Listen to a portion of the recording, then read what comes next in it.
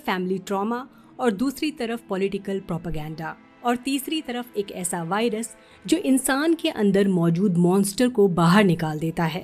तो आज हम इस पूरे एपिसोड का डिटेल में ब्रेक डाउन करेंगे, हिडन मीनिंग समझेंगे, कॉमिक्स और शो के डिफरेंसेस देखेंगे और बात करेंगे कि होमलैंडर और सोल्जर बॉय की कहानी किस डायरेक्शन में जाती है। सीजन 5 एपिसोड 4 बेसिकली एक सिंपल सुपर हीरो एपिसोड नहीं है। सरफेस पर ये होमलैंडर वर्सेस बॉयज वाली स्टोरी लगती है, लेकिन अंदर से ये episode family trauma, political worship, toxic masculinity, religion और रेज के बारे में है। और ऑनेस्टली इसी वजह से ये एपिसोड काफी डिस्टर्बिंग भी फील होता है। सबसे पहले एनी की कहानी से शुरू करते हैं। बहुत लोग एक्सपेक्ट कर रहे थे कि शायद वो जेनवी के कैरेक्टर्स या मरी से मिलने जाएगी, लेकिन शो हमें पूरी तरह अलग डायरेक्शन में ले जाता है। एनी अपने डैड से मिलने जाती है और यहाँ एक चीज क्लियर हो जाती है, स्टारलाइट की पावर से ज्यादा खतरनाक उसका इमोशनल बैगेज है। उसके डैड ने अब नई फैमिली बना ली है। कैथी उसकी वाइफ है और मेसन बेटा। कैथी एनी का दिल से वेलकम करती है, लेकिन मेसन का बिहेवियर ऑकवर्ड लगता है। क्योंकि उसकी पूरी पर्सनालिटी वॉर प्रोपेगेंडा से बनी है। ये बहुत इंपॉर्टेंट डिटेल है। शो यहाँ दिखाता है कि मॉडर्न मीडिया कैसे बच्चों की सोच को शेप करता है। मेसन ने एनी को कभी पर्सनली जाना ही नहीं, लेकिन फिर भी वो उससे नफरत करता है, सिर्फ इसलिए क्योंकि टीवी और इंटरनेट ने उसे बताया कि स्टारलाइट दुश्मन है। ये बिल्कुल वैसे ही लगता है जैसे लोग मीडिया और नैरेटिव्स के इन्फ्लुएंस में आकर बिना सोचे समझे किसी को जज कर लेते हैं। एपिसोड ओपनली यही क्रिटिसाइज कर रहा है। एनी को फील हो जाता है कि उसकी मौजूदगी फैमिली को खतरे में डाल सकती है, इसलिए वो जाने की बात करती है, लेकिन कैथी उसे रोक लेती है। यहाँ कैथी का कैरेक्टर सरप्राइजिंगली मैच्योर लगता है। द बॉयज यूनिवर्स में समझदार लोग कम मिलते हैं। फिर एनी और उसके डैड की इमोशनल कॉन्वर्सेशन होती है। एनी पूरी जिंदगी ये समझती रही कि उसके डैड ने उसे छोड़ दिया क्योंकि वो उससे प्यार नहीं करते थे, लेकिन उसका डैड एक मेमोरी बॉक्स निकालता है जिसमें एनी की पुरानी चीजें होती हैं। यहाँ रिवील होता है कि वो एनी से प्यार करता था, लेकिन डोना को टॉलरेट नहीं कर पाया, उसकी पहली वाइफ। यहाँ शो बेसिकली रिलीजियस पेरेंटिंग और इमोशनल अब्यूज को क्रिटिसाइज कर रहा है। डोना ने बचपन से ही स्टारलाइट को एक स्पेशल चोजन हीरो की तरह ट्रीट किया था। वो नॉर्मल पेरेंटिंग से ज्यादा उसके दिमाग में अपने बिलीव्स और एक्सपेक्टेशंस भर रही थी। एनी का डैड भी कमजोर निकला। उसने सिचुएशन का सामना करने की बजाय वहाँ से दूर भागना चूज किया। इंटरेस्टिंग बात यह है कि शो उसके डैड को पूरी तरह विलन नहीं बनाता, क्योंकि असल जिंदगी में भी कई पेरेंट्स प्रॉब्लम्स और टॉक्सिक सिचुएशन का सामना करने की बजाय उनसे दूर भाग जाते हैं। यह एपिसोड एक सिंपल सा सवाल पूछता है, क्या सिर्फ किसी से प्यार करना ही काफी है, या फिर मुश्किल वक्त में उसके लिए स्टैंड लेना और उसे प्रोटेक्ट करना भी उतना ही जरूरी है। एनी के डैड को देखकर जवाब काफी क्लियर लगता है। उसे अपनी गलतियों का पछतावा तो है, बट जब सच में हिम्मत करने का वक्त आया तब वो पीछे हट गया।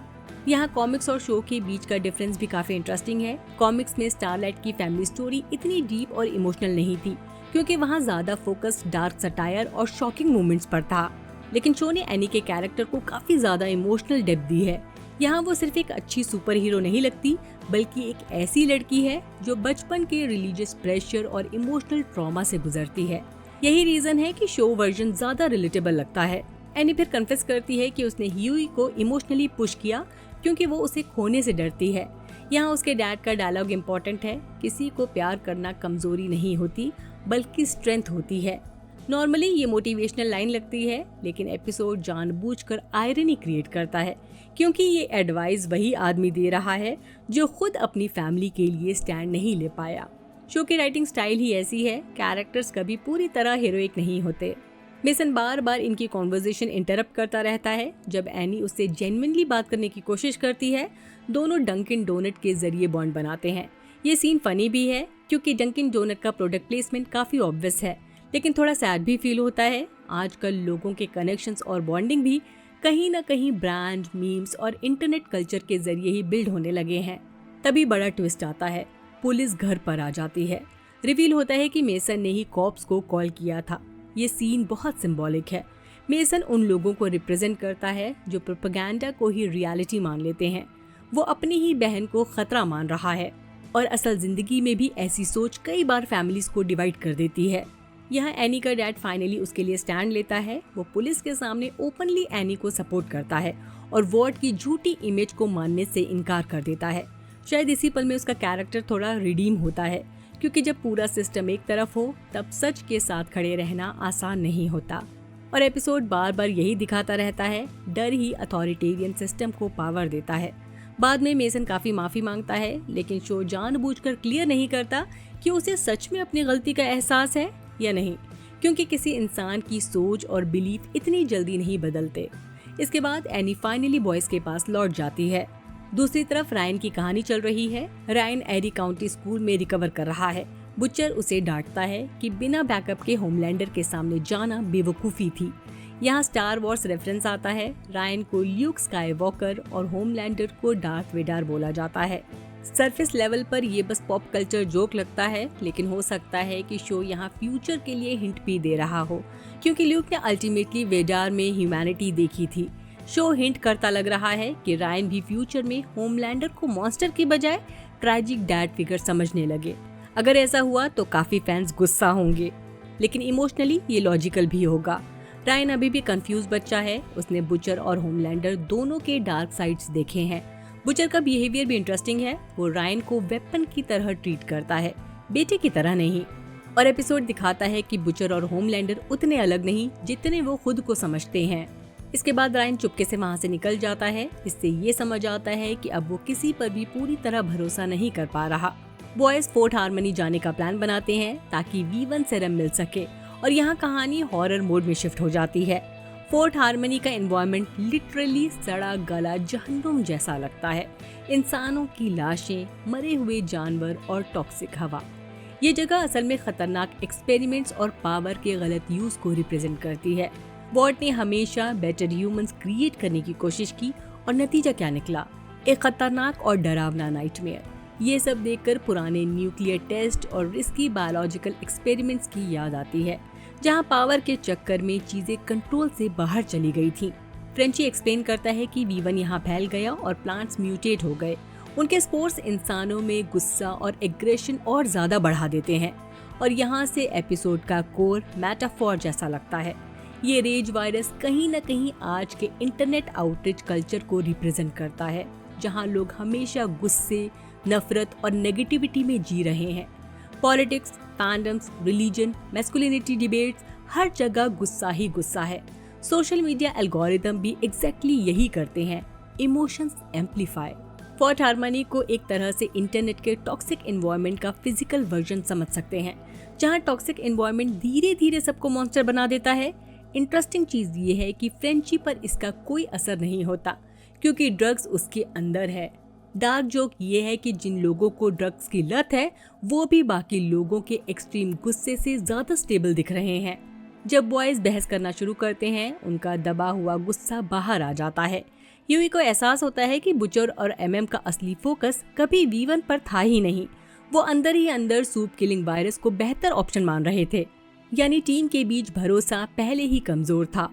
रेज वायरस ने बस उनके अंदर की असली फीलिंग्स एक्सपोज कर दी। मतलब वायरस टेक्निकली कुछ नया क्रिएट नहीं करता, सिर्फ अंदर का जहर बाहर लाता है।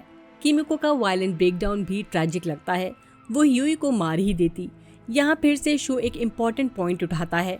ट्रॉमा सिर्फ इमोशनल डैमेज नहीं करता, वो इंसान को अंदर से बदल भी देता है।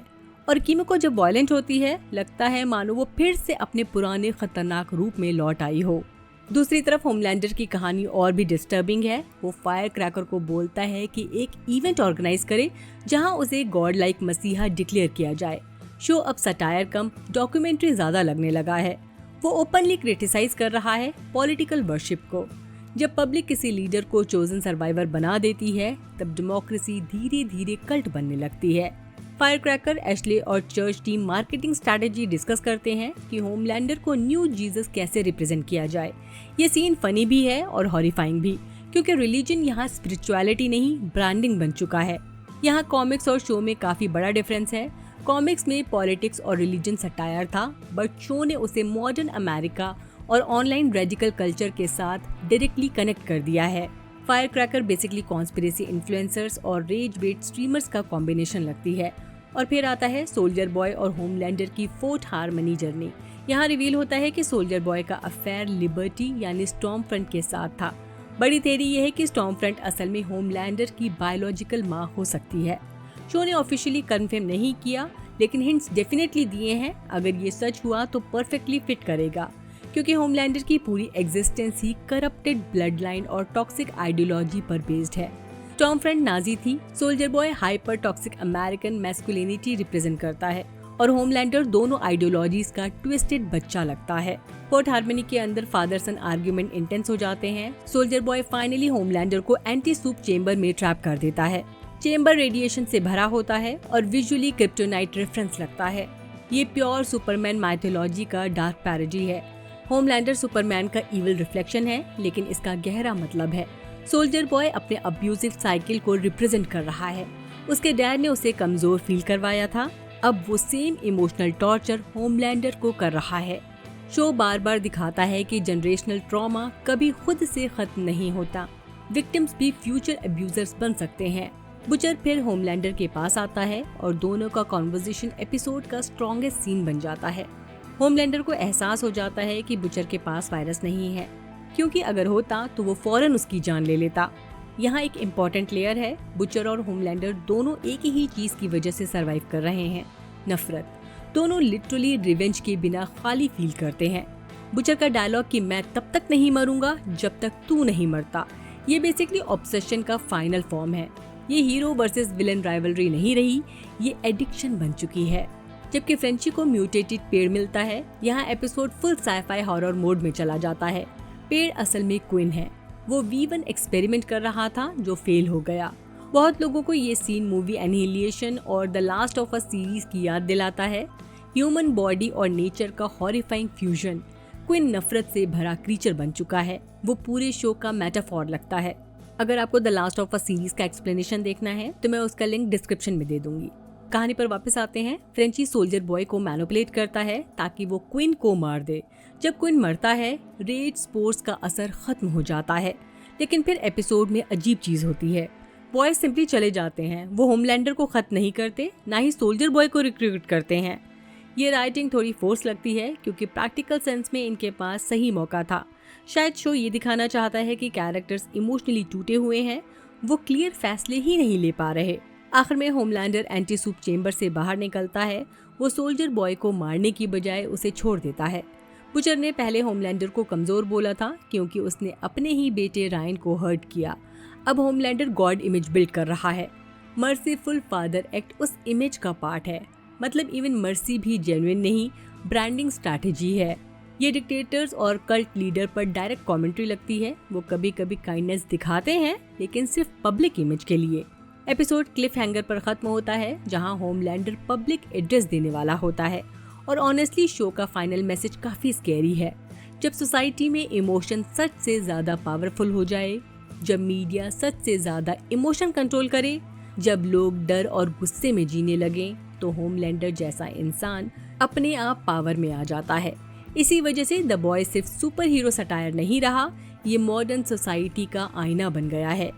सोल्जर बॉय का फ्यूचर भी अब इंटरेस्टिंग हो गया है। वो रिडेम्पशन आर्क ले सकता है या पूरी तरह गायब हो सकता है। लेकिन एक बात क्लियर है, उसे फाइनली एहसास हो गया है कि होमलैंडर उससे भी ज्यादा खतरनाक बन चुका है और शायद पहली बार सोल्जर बॉय जेन्युइनली डर गया है। तो ओवरऑल द बॉयज का ये एपिसोड हमें ये समझाता है कि होमलैंडर अब सिर्फ एक सूप नहीं रहा, वो धीरे धीरे एक पॉलिटिकल रिलीजियस सिंबल बन रहा है। एनी की फैमिली स्टोरी हो, रायन का कंफ्यूजन हो या फोर्ट हार्मनी का रेज वायरस, सब एक ही चीज पॉइंट करते हैं कि जब सोसाइटी नफरत और प्रोपेगेंडा पर चलने लगे तो मॉन्स्टर्स अपने आप ही पावर में आ जाते हैं। लेकिन अब सबसे बड़ा सवाल ये है, क्या सोल्जर बॉय रिडेम्पशन चूज करेगा या फिर वो भी फाइनली होमलैंडर की तरह पूरी तरह ब्रोकन मॉन्स्टर बन जाएगा? अपनी थेरीज कमेंट में जरूर बताइएगा। अगर आपको ये डिटेल वीडियो पसंद आया हो तो वीडियो को लाइक और चैनल को सब्सक्राइब करना मत भूलना।